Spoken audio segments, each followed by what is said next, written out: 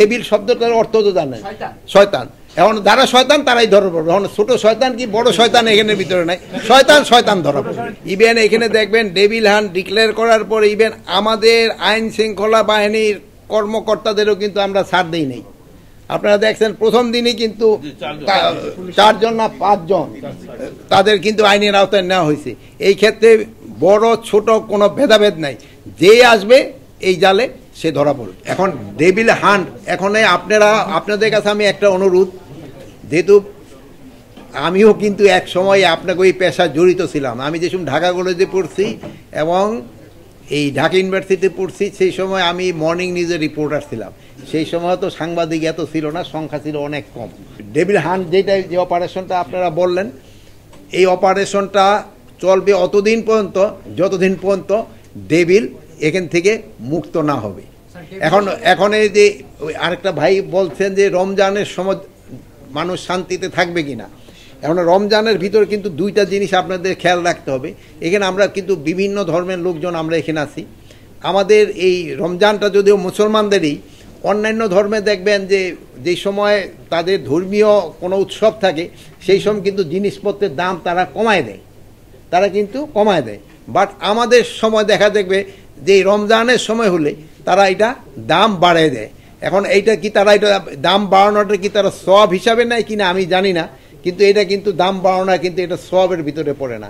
এই যে মানুষকে যে ভোগান্তি করতেছে, এই জন্য কিন্তু তারা শুধু জনগণের কাছে না, হয়তো উপর আল্লাহর কাছেও কিন্তু তারা দায়ী হবে।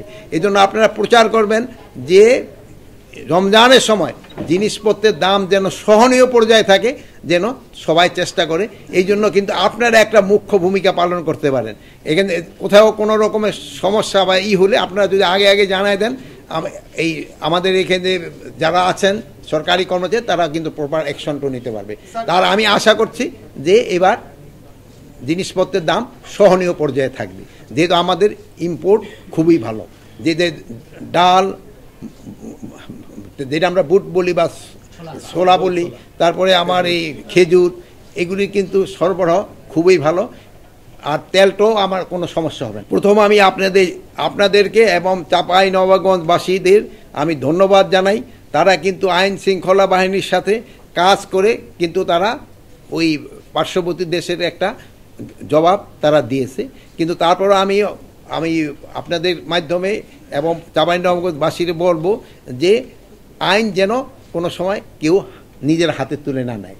এটার জন্য বাহিনী যারা আছে তারাই ব্যবস্থাটা নেবে, বাট ওই সময় তারা একটা ভালো কাজই করছে। নির্দোষী যেন কোনো অবস্থায় শাস্তি না পায়, এই জন্য যত ধরনের ব্যবস্থা আমরা কিন্তু নিচ্ছি।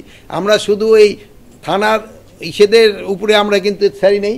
এই যে আমাদের ইভেন এই যে আইজি সাহেব এখানে আছেন, ওনার ওখানে কিন্তু একটা কমিটি করে দেওয়া হয়েছে। এখন ওখানে একজন এসপি থাকবেন এবং একজন ডিসি থাকবেন এবং একজন লিগ্যাল এইড অফিসার থাকবেন, তারা দেখবে। এরপরেও কিন্তু আমাদের আর একটা কমিটি উপরের লেভেলে আছে, যেন কোনো নির্দোষ ব্যক্তি যেন কোনো অবস্থায় সাজা না পায়। এটার জন্য আপনাদের কাছে আমি আরও একটু অনুরোধ করবো, এই যে যারা কেস করছে, যে কি বলে মিথ্যা কেস করছে, এগুলির ক্ষেত্রে আমাদের আইন শৃঙ্খলা বাহিনী আমাদের আইনের ভিতরে যতটা করা যায় আপনারা তাদের এগেইনস্টে অ্যাকশন নেওয়া দরকার। দেখবেন যে চোরাচালানিরা এখন থেকে হরিয়ানা থেকে গরুটা কিন্তু এই বর্ডারে নিজেরও হাইটে আসে না, এখানে কিন্তু তাদের এই চোরা কারবারি কিন্তু নিয়ে আসতেছে, কিন্তু তাদের একটা কি, তারা কিন্তু বর্ডারটা ক্রস করে না। আপনারা তো নিজেরা আমার থেকে আরও বেশি জানেন, আর আমাদের ওদিকে যাচ্ছে। আর প্লাস আমাদের মনে হয় এই গরু চোরাচালানি আরও কমে যাবে। আমাদের কৃষকদের কিন্তু এই গরু খামারিরা কিন্তু অনেক উৎপাদন বাড়িয়ে দিচ্ছে। দেখেন আমাদের সময় কোরবানির সময় এখন কিন্তু বাইরের দিকে তাকাইতে হয় না। হয়তো এক সময় আসবে যে আমাদের হয়তো ওই দিকের গরুর কোনো প্রয়োজনই হবে না। না আলু কৃষকরা আপনি দেখবেন রাজশাহী না কোন সারের কোনো বিএডিসি কথা বলেন, একটা আমার বক্তব্যটা শেষ করতে দেন। কোন জায়গায় যদি শর্ট হয় আপনি ডিসি সাহেবের সাথে কথা বলেন। সারের সংকট আমাদের কাছে কিন্তু কোনো নাই। এখন কিছু ডিলার শয়তানি করছে, এই জন্য আমি একটা ইনস্ট্রাকশনও দিয়েছি যে ডিলারগুলি করছে কমিশনার সাহেবরা তারা এগুলো চেঞ্জ করে দিবে। আর কিছু ডিলার হয়তো দাম হয়তো একটু বেশি নিছে, এগুলো ক্ষেত্রে প্রপার অ্যাকশন নেওয়া হবে। আমাদের কৃষকরা কিন্তু আমাদের প্রাণ, কৃষকরা কিন্তু আমাদের বাঁচায় রাখছে। এই 7.5 কোটি আর ভাই সার তো আমাদের ওখান থেকে আমাদের তো বাফারের স্টক রয়ে গেছে, সার দিতে পারবে না কেন, বাফারের স্টক রয়ে গেছে।